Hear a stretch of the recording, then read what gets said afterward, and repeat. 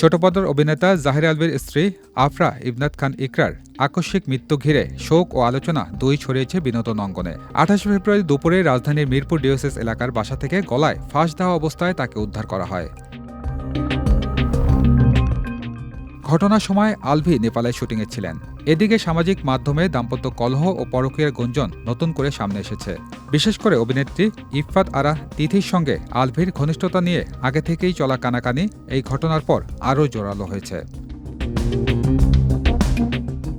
মৃত্যুর আগের দিন তিথির জন্মদিনে আলভির ভেরিফাইড ফেসবুক পেজে একটি ছবি ও বার্তা ঘিরে আলোচনা তৈরি হয়।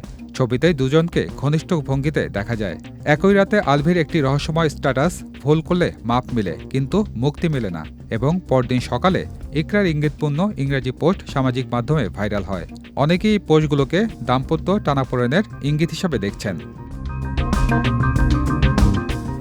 তবে স্ত্রীর মৃত্যুর পর দেওয়া এক আবেগঘন বার্তায় আলভি বলেন, কী কারণে ইকরা এমন সিদ্ধান্ত নিলেন তা তিনি জানেন না।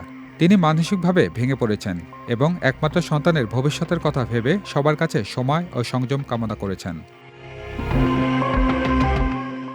মিরপুর পল্লবী থানার ভারপ্রাপ্ত কর্মকর্তা AKM আলমগীর জাহান জানান, ঘটনাটি গুরুত্বের সঙ্গে তদন্ত করা হচ্ছে। বাসার সিসিটিভি ফুটেজ ও অন্যান্য আলামত সংগ্রহ করা হয়েছে। তদন্ত শেষেই মৃত্যুর প্রকৃত কারণ ও সম্ভাব্য প্রয়োজনের বিষয়টি পরিষ্কার হবে বলে জানিয়েছেন পুলিশ।